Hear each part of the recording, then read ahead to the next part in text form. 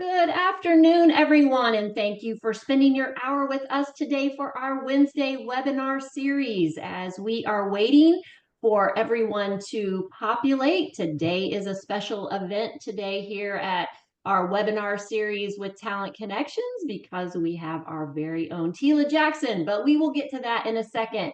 My name is Alice Fox, and I am the Director of Talent Delivery at Talent Connections. A few housekeeping items today.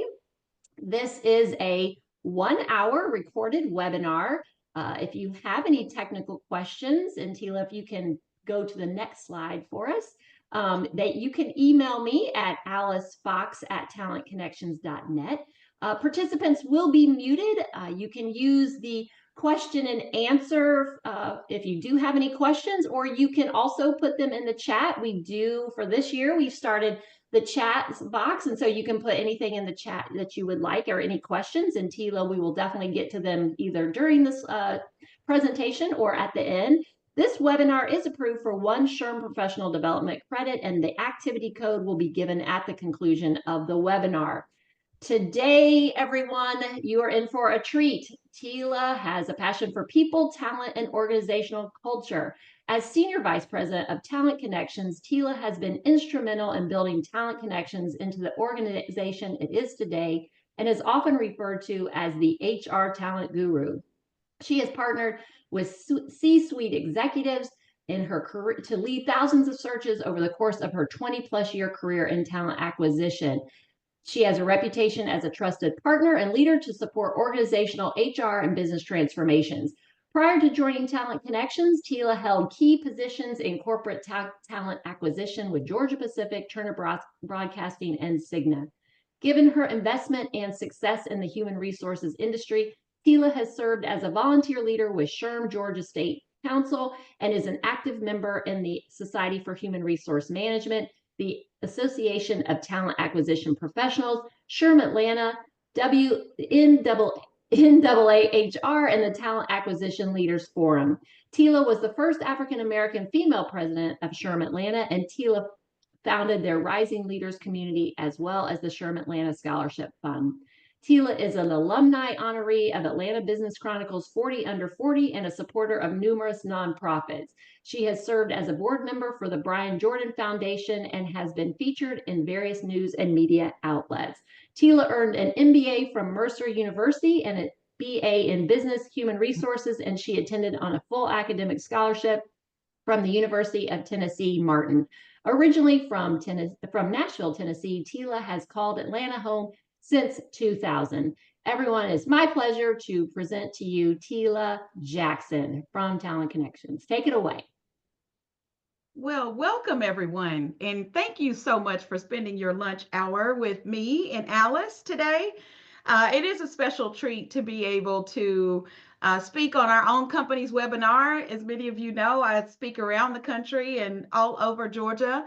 So it's a great pleasure to be able to hop in today and talk a little bit about talent and hiring trends for 2025 and what's next for our evolving workforce.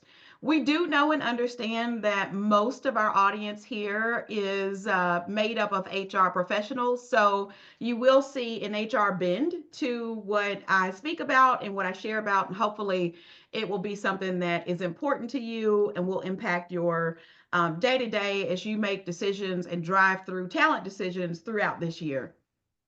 So I will hop right in. And thank you so much again, Alice, for the great introduction and all that you do to help support us with these webinars with Talent Connections. We literally could not do them without you. And hello to everyone in the chat. If you have questions or thoughts as I'm going along through this presentation or things that you'd like to add, we're all professionals here. We can all jump in. You don't have to raise your hand. You can just write it in the chat, which is a great resource to have. If you have questions, Alice will help me with those throughout the webinar and share those with me along the way. So welcome introductions as well as your thoughts. Welcome interruptions as well as your thoughts. So I'll jump right in here. I see all the hellos in the chat. So let's talk about today. So the state of hiring right now for February 2025 jobs report. And I know most HR professionals know a jobs report is out there, but I'm passionate about checking it every month and seeing. Now some of it is sort of old school information about non-farm jobs and farm jobs, which they haven't changed that yet. And I'd love an executive order for that because we sort of need almost like maybe field jobs or manufacturing and corporate or something like that now versus farm and non-farm. I guess the farmers do keep up with it because we also still check the farmers almanac for our weather, which is still accurate today. So the current state, February 2025, unemployment for the United States is at 4.1%. And there were 151,000 jobs that were added in the month of February as well, which is a great number for the country. Now, if you think about how many people are in the country, perhaps it's not a vast number, but ads are good. And then the trends that are happening right now, as we all know, are federal layoffs, and that is impacting the unemployment numbers, right? So all of the federal layoffs that are happening, who under Trump's administration, those will definitely continue, frankly, to impact the unemployment rate and sort of skew it in a way where unemployment does not look as attractive, right? But it is primarily in one sector that's being impacted. And then this time last year, unemployment was at 3.9%, so a bit lower. And there were 275,000 jobs that were added in February of 24 versus February of 25, which is a little more than 100,000 less jobs that were added this year versus last year. And interestingly enough, and conversely, the trend for 2024 was actually government hiring growth, which then, of course, impacted the unemployment rate for it to be a little bit lower. So, government roles in general, state, local, federal, were hiring more jobs in 24. And now, of course, we're opposite of that. So we'll keep going. And for this slide, we do have a poll question. So this is an interactive session. We want to ask you questions about what's happening in your world. Hopefully you'll feel like you're in good company with other companies that are out there and other HR professionals, but I'll wait for that to pop up. And the first question is, what is your biggest hiring challenge in 2025? And we'll All give right, so this. everybody is answering. We've got a lot of participation, so this is great. Mm. And seems to be, Looks like we have 100%. No, 50, oh, 60, not 60%. not quite yet. Getting closer. If everybody will hop in and just look at this and give us a quick answer. It doesn't tell us who answered what, so don't worry. It's anonymous. But we'd love to have 80% participation, which I think we're at now. Yep, it's getting there. 2 more seconds here. Giving everybody, all right, here we go. I'm going to end it and I will share the results. There you go. All right. Well, as expected, finding qualified candidates is your biggest challenge so far for 2025. And I think that, frankly, was a challenge in 2024 as well.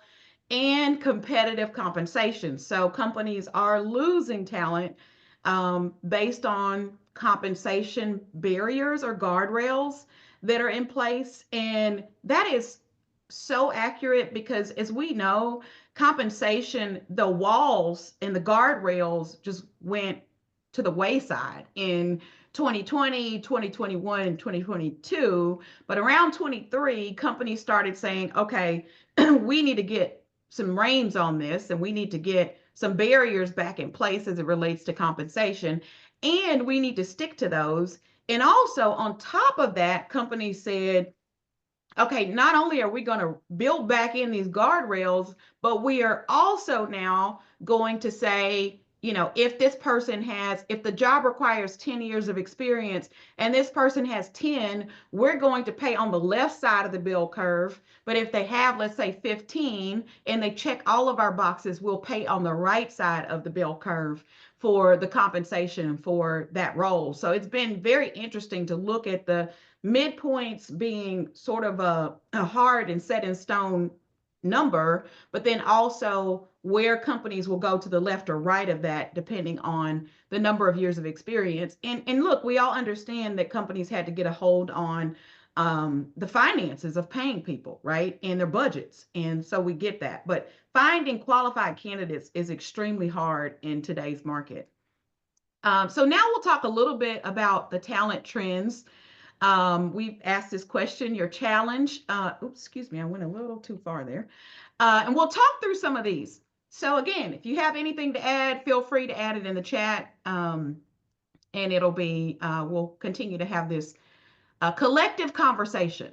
But the biggest talent trends for 2025, some of them are carryovers, and that is that remote and return to work will still be top of mind for candidates. And that's a barrier to hiring great candidates as well. Many people are still in remote workforces, and it's so challenging, especially for you HR leaders and TA leaders, to be able to communicate that to your senior leadership that's saying they need to be here 3 days a week or 4 days a week. And it's just set in stone. We do understand we have to have some barriers, also some collaboration. Also, many companies are paying for beautiful office space and need to see faces in that space. Um, the competition for skilled talent is higher than ever before right now. And even in the HR ranks, as you all know, we're an HR search firm. We have our fingers on the pulse of the HR and talent market.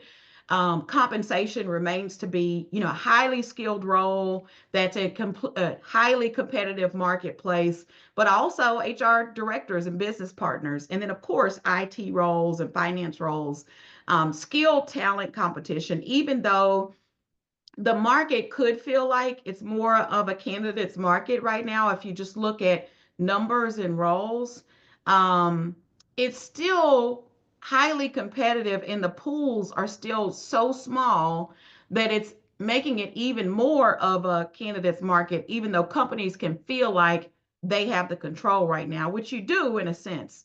But for those competitive roles, it's really, the candidates are sort of setting the tone there. We still have a constrained workforce. Economic growth is growing slowly. So for 2025, all economists, all talent acquisition leaders that I've spoken to, as well as thought leaders in the space, have all projected economic growth for this year. um, I will say, though, that many companies, even your companies, may be pulling back a little bit and sort of constraining those dollars right here at Q1 because things are so rocky with the new administration. And I think I talk about it like a plane taking off, right? Like we sort of knew like where that plane was going, and we were, let's say excited to get in the plane and take off. And then we were headed to our vacation spot of, I don't know, Nassau, Bahamas. But then as the plane got in the air, there started this turbulence. And it was like, oh, wait, this is not just a smooth ride to Nassau. So that's what we're seeing in the market. And many companies are pulling back on hiring and cautiously moving forward. But overall, economic growth is still happening. It's just really slow. It has been trending up, though, since about January of 24. So we'll continue that trajectory as well overall. Counter offers are a norm. How many of you have put offers out and then the candidate received a counter offer? I would love to see your thoughts on that in the chat. Because in the world of HR and talent, counter offers are becoming a norm. People are walking in and giving notice, and the company is coming right back to say, no, we want to keep you. So, what we're seeing in this market, yes, particularly with direct competitors, that's right, Lori. Um, and what we're seeing, yeah, Deidre, very often recently, especially, so, what we're preparing employers for in 2025 For skill roles, this will continue to happen. It looks like Katie is legit working on a counter right now over this lunch meeting, which is interesting. Seeing them as well all the time. Yes, Jason. So part of the anticipation of a counter offer for a skilled role should be a norm in 2025. And I mean, your company, this sounds strange because we haven't had to do this as a norm, but your company, as you put offers out, should anticipate a counter offer, especially for highly skilled roles and for people that have been with their companies for many years. And you should anticipate preparing a counter to the counter. I know that sounds wild and abnormal, but that is the new norm that we will live in 2025, is that the one thing you'll have to do is prepare your leaders on the front end, because oftentimes leaders will say, I don't want to talk to that candidate. They're probably going to get a counter offer. They're almost like pulling back from talking to certain sharp talent because they feel like they'll get a counter offer.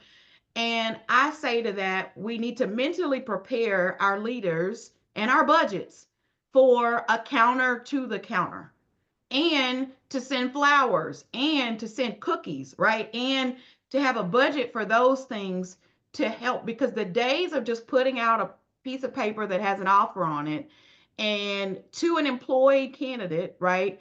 And just expecting them to sign it and send it back and show up on day one are over. Game over. So if your company, even if it's just sending a periodic email in between that process, as many of you know, I'm preaching to the choir here. When we have those offers that go out, that's the sensitive time is between offer signature and start date. And what about people that aren't, they get right up to the start date and then they don't show up? Now, thankfully, we're not seeing a lot of that with our candidates, but we are getting calls from our clients to say, 911 emergency, Tila and Alice. We actually had someone, they accepted an offer. They were supposed to start Monday. They sent us an email Friday. We did the search on our own. Now we're panicked. We don't have any backups and we need your help. Please help us. So that's what we're seeing in the market as well. The great reshuffle 2.0. So reshuffle just means people are reprioritizing their own priorities, and this is more on the candidate side, but also companies are reshuffling their roles and the responsibilities and how roles are structured today, to sort of get more bang out of their buck. So we're seeing a reshuffling with not only candidate priorities, but then at the same time, companies are restructuring roles where there's a little shuffle there. And the big one, artificial intelligence, is seeping its way into everything. I mean, every single solitary thing we do, um, even HR professionals and talent acquisition professionals specifically are getting asked. Yes, there are SHRM credits for this training, and we'll actually share that code with you at the end. So thanks for asking. But for the artificial intelligence aspect of the work, for talent acquisition professionals and leaders, there should be an expectation and an anticipation that there will be questions around how you can make processes more efficient using AI. Also on the HR side, but more on the talent side these days. All right, so that was fun. Next up, we will talk about talent and retention specifically and drill down a little bit more. We also have a poll for you right now, so I will wait for Alice to put that up. And we'd love 100% participation. So we will There just you go. It pause. is up on the screen, so everybody can go ahead, put down your sandwich and your soup, and answer the question really quick. Or your lunch or counter offer. That's crazy. There you go. We do see, unfortunately, have had that. We know that firsthand for sure, hearing about those. Yes. Yes, I know you answered the question. This is being recorded, and so we will, for all the participants who have that are here, we are sending out the recording after. I can promise by the end of the week it will be sent, and also that recording will have those SHRM credit, the credit code in there. But as Tila mentioned, I will be giving that credit the SHRM code at the end of this presentation as well. All right, just a few more. We're at 77%, making it. In just a couple more seconds, if everybody can take a couple seconds and just check out the slide. All right. Are you ready, Tila? Well, I was just about to say we haven't moved much. The answers came in quite quickly, and about 60% of those. So the question, what's your top priority for attracting talent in 2025? And flexible work arrangements and career development opportunities still remain high. What we hear more often than not when talking to sharp talent, and I mean top of the tier talent, is that they're actually flexible on compensation and benefits if they have an opportunity to work side by side with an incredible CHRO or an incredible head of total rewards or an incredible head of talent acquisition. Also, flexible work arrangements still reign supreme. The companies that will get the best talent are those with flexible work arrangement. And by that, I don't mean outlandish flexibility. We just mean, if you're in the office 3 days a week, then the 2 days out usually are Monday and Friday. Or you have a specific day where it's an all hands meeting and it's a Tuesday, Wednesday, or Thursday. And then the other days people can, choose flexibly which one they'd like to take for that week. Of course, we want accountability and to know when people are working at home and when they'll be in the office. But just one thing that's interestingly been lost, though, in this remote workforce is what we found with a lot of the talent we're talking to that are sharp. Is that people are expecting their, let's say, 2 to 3 days in the office to be, I don't know, like 9 to 2 or 9 to 3, which that's sort of unrealistic for most businesses. They want you in for the full work day, not for an abbreviated day where you sort of work from home in the morning, come at 10, leave at 2, and go back and finish working. That's usually not the case, but those two are reigning supreme for attracting talent and also for talent that's looking for new opportunities. However, we have found that from an executive perspective, that's flipped on its head, right? So the executives are touting, well, we've got great compensation and benefits, and we have a ping pong table, and we have all sorts of interesting things in our office that we have to offer people. So we've got to get them back in here. And people just aren't as interested in the ping pong table anymore unless they're early career. So if they're early career, they love being in the office. They love the ping pong table. They love the collaboration. They love that connection with their colleagues. So we have to look at this under two spectrums. And I won't call out any specific generations, but we'll say that the early career, the 0 to 6 year career professionals are quite thirsty for that interaction and connection, and sort of the old school things that were new years ago from like the Googles and the Facebooks. So that was interesting to see. Thank you so much for sharing your thoughts there. If anyone has anything to add, feel free to add it in the chat. All right. So let's talk about the job market today. We've talked a little bit about these. In terms of what companies are offering, the companies that are getting the best talent are offering flexibility first options. They're also, though, offering competitive compensation. So those two things combined. And one thing that happened, especially on the East Coast, during the pandemic, is West Coast salaries came to play on the East Coast, and companies from the West Coast were offering East Coast candidates West Coast salary, which then sort of skewed our earnings, and created this market where there are several people that are just way above market for, let's say, I'm in Georgia, right? So for Georgia, or for Maryland, or for Florida, because those remote roles came in, it sort of recalibrated market pay, where we have to look at market pay across the US or across a certain half of the US versus just in our city and state. So that's been interesting. Expectations are just all over the place from senior leadership to candidates, we really have to tighten in, on our expectations and share those up front with talent.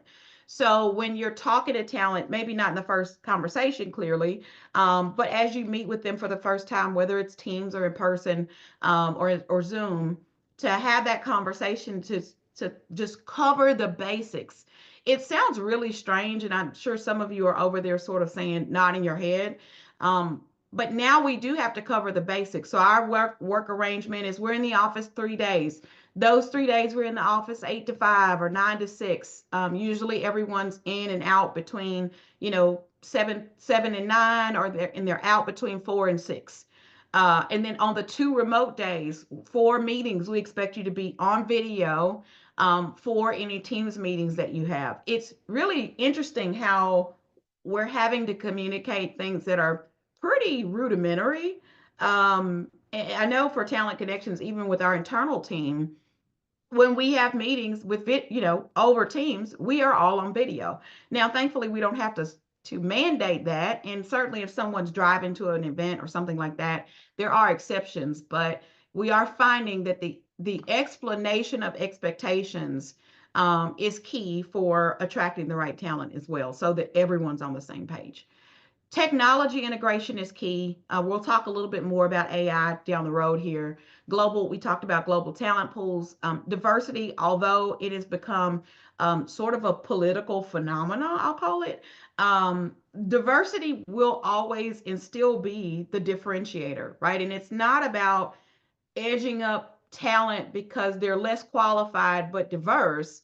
It's about creating, workspaces where everyone works together and brings equal value, and where you interview, let's say, 5 individuals for a role, and the top person rises to the top, right? And if that top person happens to be diverse, that's incredible. I just visited a fantastic company, global Fortune 500 global company yesterday, headquarters. And I was very pleased to see that much of their VP and senior level talent was I look at the offices, right? So the cubes are one area. I look at that was diverse. But then when you start looking at the offices, that talent was diverse as well. And I know a lot of that talent. I know they're sharp, right? So it's really about just making sure that companies have that competitive advantage.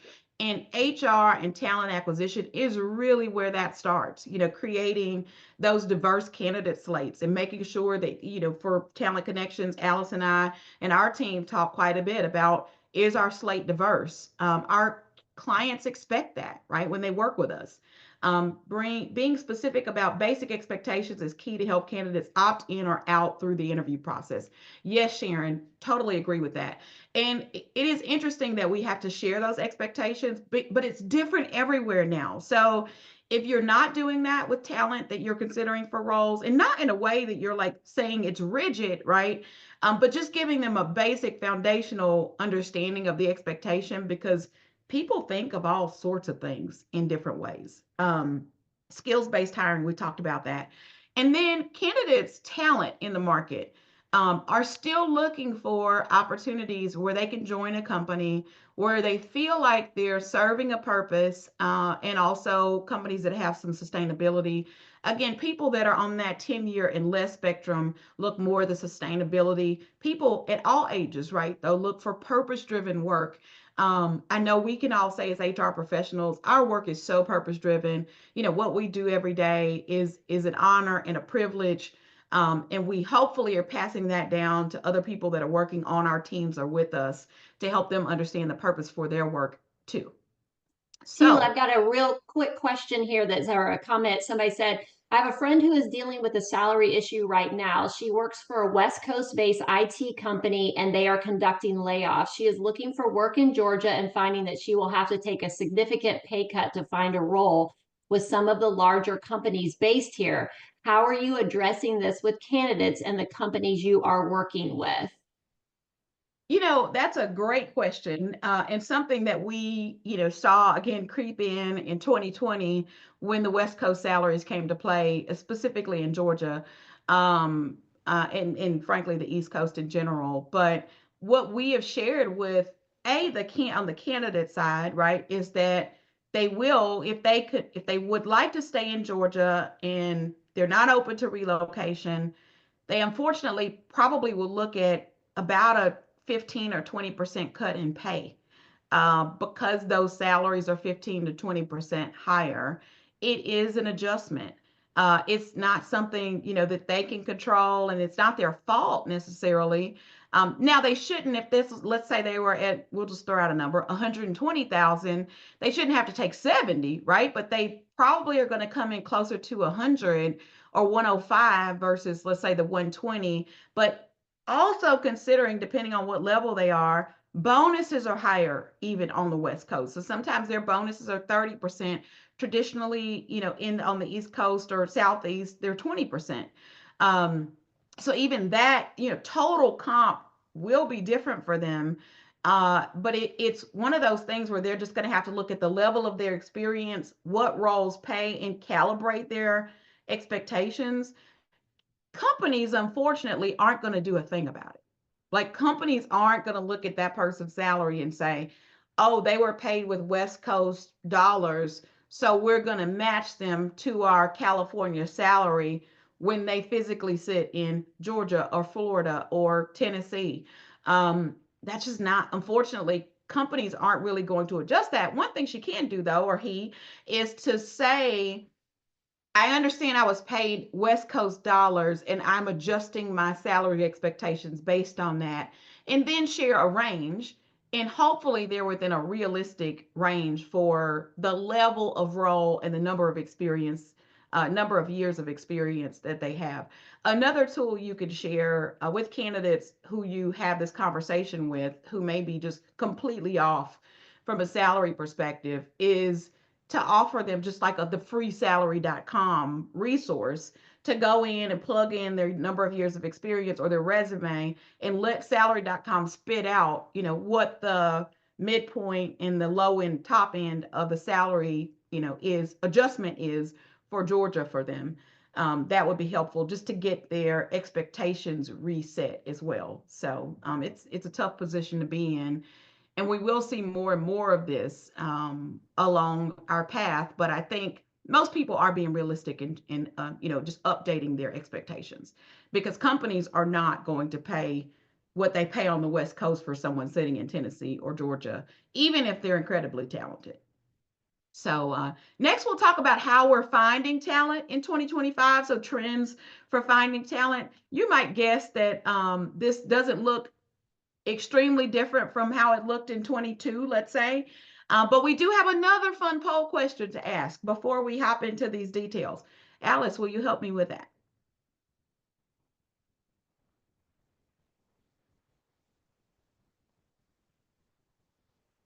If you're talking, we can't hear you. Oh, yep. I am trying to find this. Oh, yes, here we go. We changed kind of what they were titled, so I'm trying to find those. Perfect. Um, Actually, I think this is this the is, one from last time that we did it the, is, yeah, so I just realized that since we renamed them though. But this is interesting to get what it is. people's feedback Yes. is for that. So So, which trend is having the biggest impact on your hiring strategy? Economic uncertainty, remote and hybrid role work shifts, skill-based hiring, or AI and automation? We have 20% participation. We need some folks to step away from the boiled eggs and the water and hop in here so we can maybe get boiled eggs. coming along. Yeah. Maybe y'all can share with me what you're eating for lunch and give me some ideas. Um, High protein. Everybody needs high protein, but that's why yeah. I said boiled eggs and water. Yeah, they're except for we can't afford eggs, right? Although they're Oh, that's coming right. down. So Eggs are $12 a you dozen. gotta So, really, really want an egg if you're gonna eat an egg for lunch. So hi, yeah. Teppy. See you chiming in. It's Hi. coming in. We got a couple more people. If you could, yeah, there we go. We're getting up some participation. Everybody's writing notes feverishly that they don't have time to put down their pen and type on their computer. I don't know about that, but For sure. All okay, I righty. think 74% will take it. There we go. So okay, good. We've closed it out. So the trend that's having the biggest impact on hiring strategy right now is remote and hybrid workforce. That is still taking center stage. Skills-based hiring, economic uncertainty, though. Interestingly enough, I think if we conducted this poll a year ago, it would probably look the same. Your responses would probably look the same. So because we were just sort of, the inflation was rising, housing markets off the charts. But now it's cooling a little bit. We're seeing job openings are outpacing, they're still outpacing unemployed workers, but the labor shortages still persist for skilled roles, which are, corporate positions, which is, a lot of what you all are in the midst of that are here right now today. So, and then employment is still growing, it's just slow, but the remote and hybrid work shifts, economic uncertainty, again, it's that plane that took off, and then all of a sudden, there was just turbulence in the air, and we're still in this state of turbulence. So companies, I don't know if you've seen this reported, have even moved their earnings back already in Q1 of 25. Their earnings that they projected for 25, they are going in and adjusting those, and having conversations, especially those that are publicly traded, with the stock market, because as we know, the stock market hasn't looked great the last few days either. Alice, I hate to back the polls, but if you want to put up the next one, the talent question. What your top priority? Oh, we did that already. Okay, so Yeah, that we already good. did that one because of the switch. Yeah, for Okay, sure. all right, well, good. Okay, so we'll keep going. So where should you look for talent? Hello, Ricky. Thank you. So the biggest areas to look, strangely, companies still don't do this. And your current inventory of talent, especially for skilled roles. If it's something where they know your company, they're successful in your company, they know the culture, you can pretty much assume anyone mid-career is looking for an opportunity to grow. If you're able to pull, especially for, let's say, a compensation role, someone out of finance and move them into comp, why not? Now, somebody may say, I don't want to go into comp. Clearly, they may not know Workday well. But if they're your sort of main liaison for HR under finance, then they might be able to make that shift. Also, for HR business partner roles, it is still, it's not taboo to pull people out of the business to bring them in as an HR business partner. Now they have to learn the compliance in the HR. Maybe you send them for certification to have that great foundation.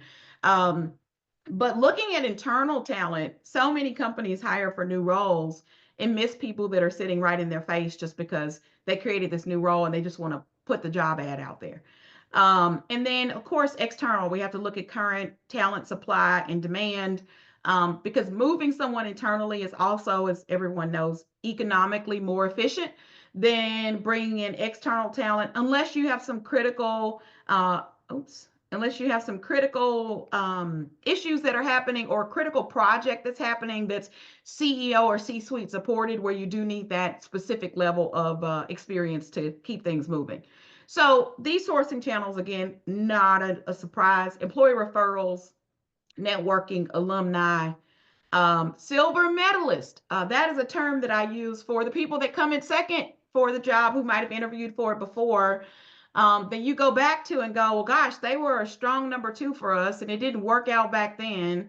But why don't we call them? It's sort of the backup to the boomerang, right? So boomerang and silver medalist should be in the same category for you to reach back out to. Sometimes for some reason we forget about the silver medalist, start a whole new search again, and then go, oh, wait a minute, who was that person we talked to that we might have declined because we needed 5 years of experience and they only had 3? Well, now it's 2 years later. They were a top candidate, but they didn't move forward because they had 3 instead of 5. Guess what? They have 5 now. So they could get back into contention for that role. I actually recently had that happen with one of our top companies, a Fortune 500 here in Atlanta, that is a client of ours, where they actually talked to someone previously. They did not have enough experience then, but now it's a year later, and strangely, they have enough experience now. We also, though, have had chief people officers that one person that I placed in a role previously, she was a silver medalist for a role that she was interviewing for my role at the same time. She got my role, was a silver medalist for the other position. Well, guess what? They called her back 5 years later to say, hey, came in a strong number 2 for us, and now we're looking again. And she's there now. And so we're helping her build her HR team. So it's pretty fun. LinkedIn applicant tracking systems. Please don't forget the gold that's lying in your applicant tracking system, even though the data might be old. Great candidates and talent are still sitting there. Agencies, of course, schools, social media, and job boards. So now we'll have our final poll question. And we'll talk a little bit about just AI, its impact on HR, as well as candidate experience for 2025. So, how is AI impacting your recruiting process? And again, we don't see who answers what, it's all anonymous. So, don't be afraid to hop in. No judgment, because we don't know who answered what. Lots of people, lots of movement with the AI question here for sure. Lots of quick movement. So, yeah.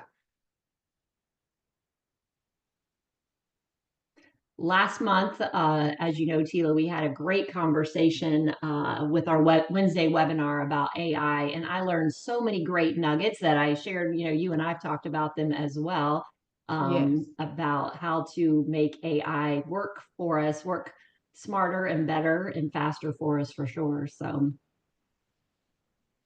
all right, Okay. anybody else? Last couple seconds here to put in to answer the poll. There, we got a couple more. Few more. All righty. Last chance. Ooh, we just had Big bump there. significant movement. Yeah. All of a sudden, big bump. All righty, here we go. All right. So we have about 80% participation. And no surprise here, AI impacting the recruiting process, somewhat helpful, but still refining.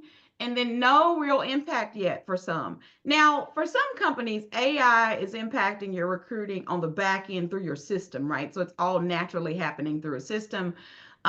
In some cases, talent acquisition and HR professionals have started to ask for help from AI for certain processes or projects just to test it out.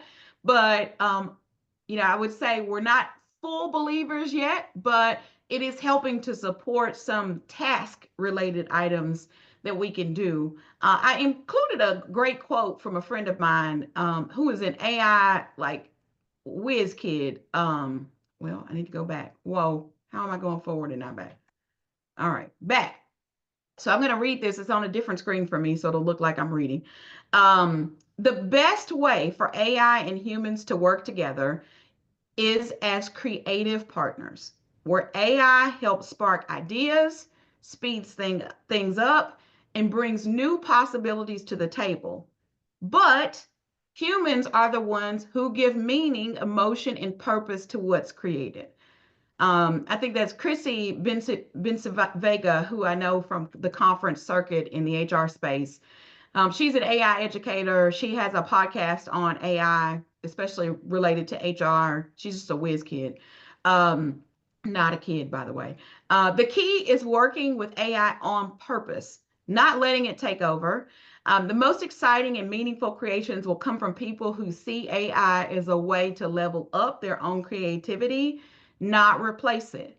So, for some companies now, AI has stepped in to help with job description support, right, for HR, to create interview questions. Thank you, Allison. Hello. So, to create interview questions, interview scheduling. So it's helping with interview scheduling as well. Interestingly enough, we can tell, you can tell probably, when resumes have been created by AI. And while the fear is that AI will somewhat replace what humans are doing and almost falsify it in a sense because AI created it and the human didn't, and it might have some things included that frankly shouldn't be included or are not accurate responsibilities of that person. we will be able to tell instantly when we get on the phone or on a Zoom with that person, which is still the human aspect of recruiting, right? And we talk through your experience, and your resume just looks incredibly polished and put together. I'm sure some of you have experienced this already. And then you can't talk to it. So it's like if your talent is creating AI resumes, then you'll notice it right away when you get into a conversation with them. Hopefully they're using it again to enable their resume to look better, or to say certain things or state responsibilities in a cleaner way, not just to write the whole thing for them. But for our clients, we have absolutely recommended AI support for job descriptions. If you even paste in an old job description and ask AI to update it with specific prompts, then it will update it for you. It's super helpful in that sense that you're not going to spend, what time that you might have spent 3 hours updating 10 job descriptions. Now you can compact that to an hour. That's having AI's help and support with tasks that save you time. Interview questions for specific roles. You plug in the job description and say, hey, AI, create behavioral interview questions for this role. There's a who method of interviewing. If your company uses the who method, then you could say, hey, chatbot, create who method interview questions for this job, and it'll create those for you. So it's pretty interesting how it can even create, you can even tell AI, we have 4 interviewers who will be ranking the candidates on a scale of 1 through 10. Can you create a spreadsheet to support that? It will create a spreadsheet to support that. So some of the things, now again, you have to tweak it and edit it to serve you best. What is the who method? Oh, it's actually a great method. It's funny, I keep it on my desk because many of our clients use it. But it's a method of interviewing by a guy named Jeff Smart. I'll put his name here in the chat. Jeff Smart and Randy Street. Who method? Thank you, Jordan. So Jordan's included the link there to the Who Method book, but there's a lot of work that's being done in the HR space around, the Who method of interviewing. But you can leverage AI to create those questions as well if you're not doing it already. Start playing around with it. As Alice and I say all the time, you have to talk to it though, like it's almost like you're talking to your 10-year-old child, right? Not in your own language or your own lingo for your company. You have to sort of base it down to like 10-year-old language. It can help you with interview scheduling as well. And then we'll hop back over to the presentation. Speed and efficiency of hiring, it's going to help with that. Skills-based hiring and talent matching. So if you're creating interview questions for skills-based roles specific to your organization, then you can create those questions. Again, you just have to refine what you share with ChatGPT. It can spit that back out to you, but there are other uses for AI like Copilot. If you're creating a presentation, I didn't use Copilot for this one, but Copilot is a great accompaniment. If you're creating slide decks for executive leaders, you can use Copilot. So AI is definitely here to stay. I think we all have to figure out, what it's relevant for in our organizations and where it fits and where it will be accepted, because it won't be relevant across the board in the same way for every company. Let's see, it looks like we have some chat here, so I'll look at that. Great booking process, used it for years. Mike, hey Mike. Ricky, for CSAR, received over 550 applicants. I used AI to help put applicants into buckets. That's right. That's exactly what we can use it for, Ricky. Excellent.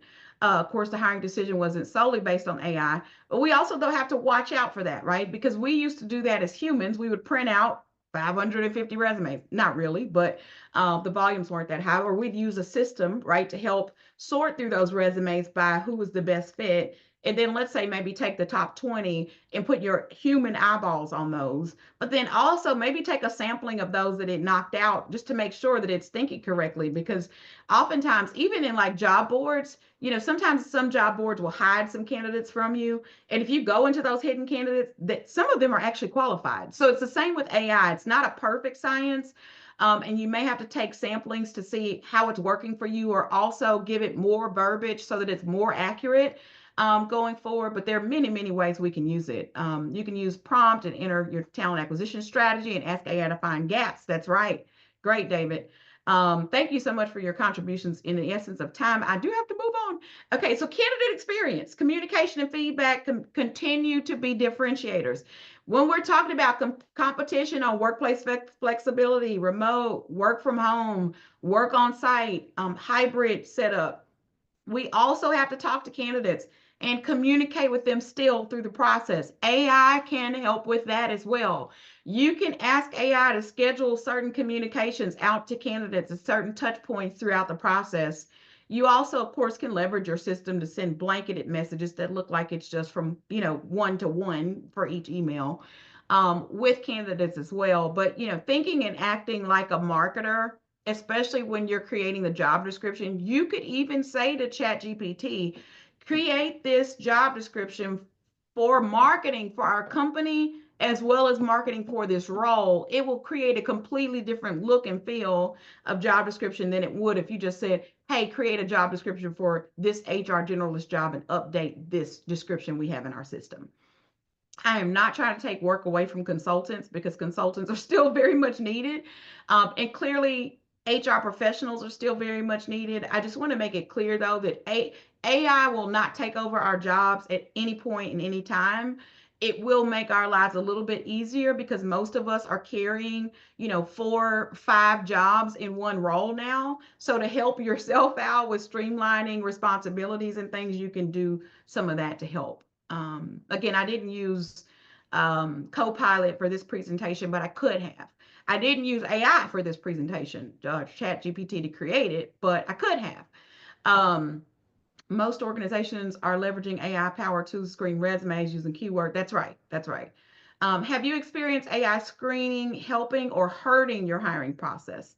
Are companies losing out on top talent due to rigid algorithms?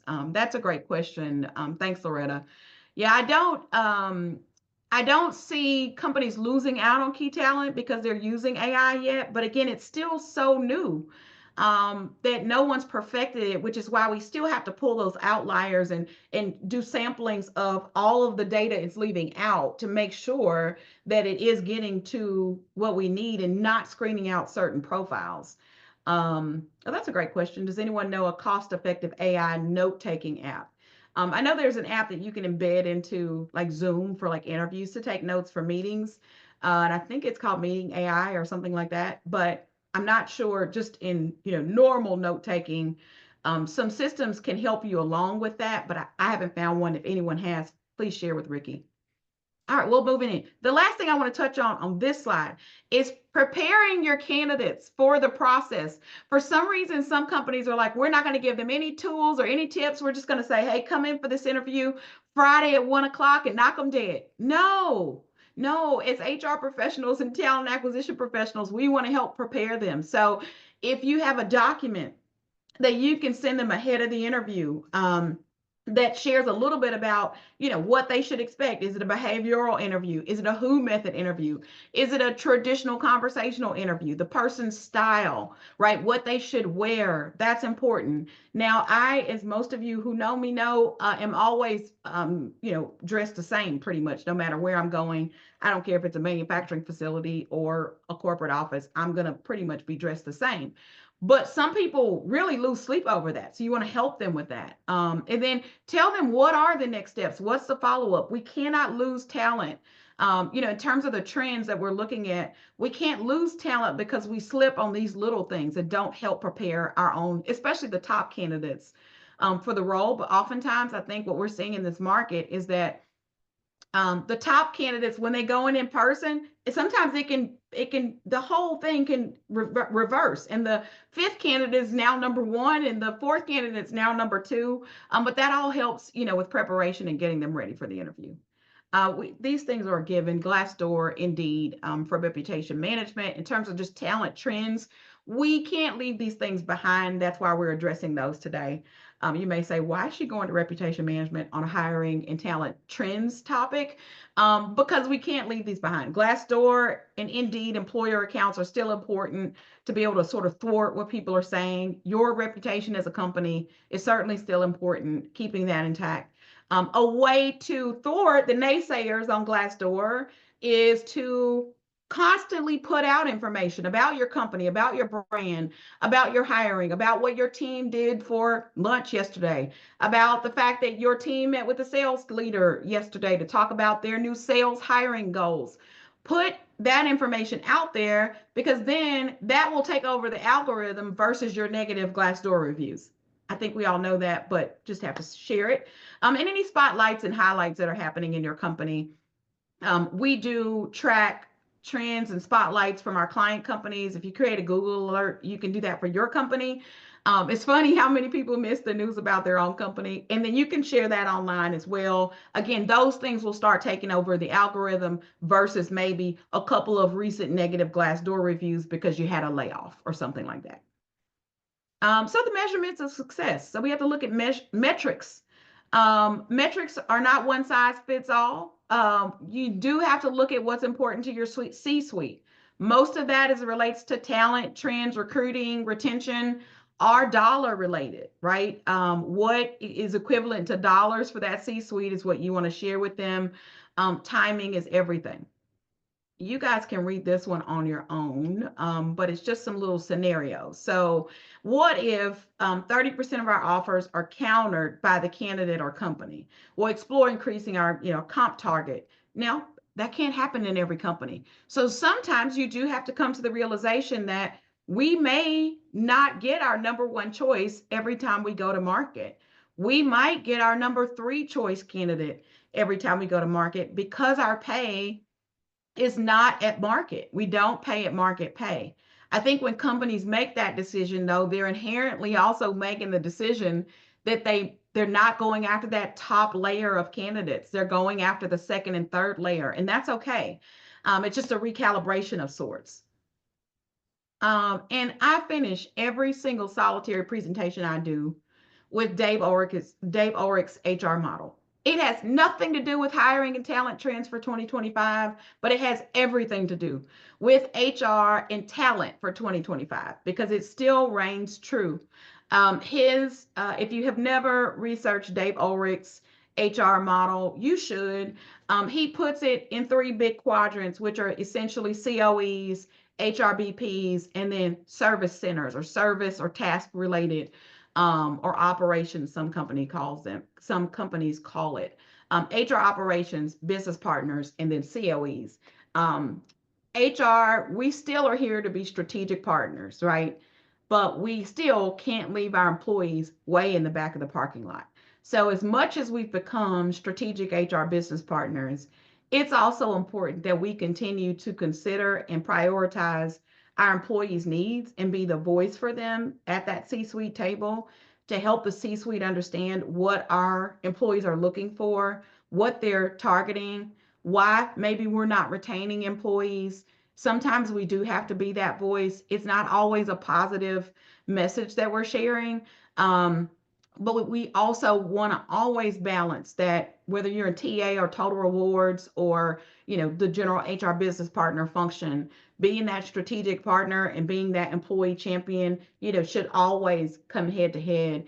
But the way that our profession has grown and where it's going for this year, HRBP, that model is still holding strong. It's not going anywhere.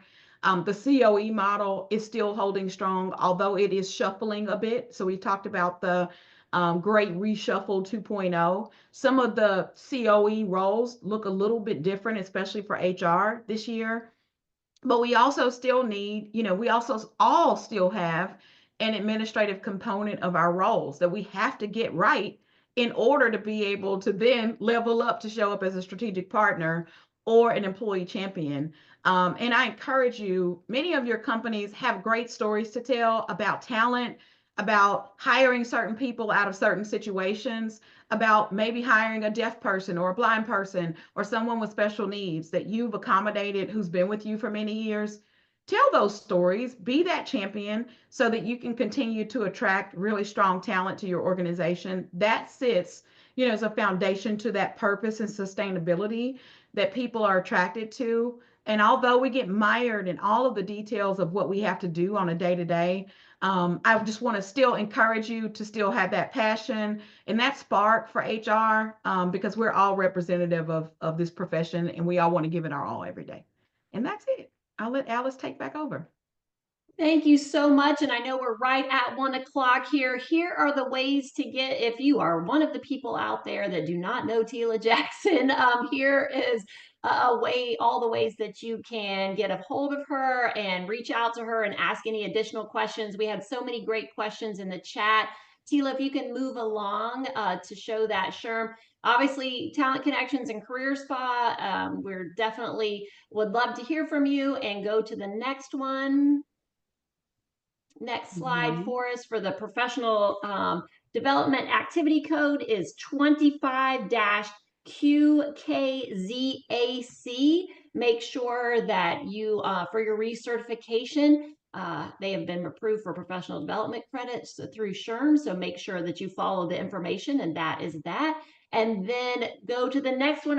We're so excited that thank you so much for being with us today. We really appreciate it. And also to remember to mark your calendars for our next Wednesday webinar, which will be where our tentative date is Wednesday, April 23rd. Same time, always 12 to 1 Eastern. Thank you again, Tila, for your time today. So appreciate it. The questions and comments have been so great. And everybody have a great day. Thank you. Bye. Bye-bye.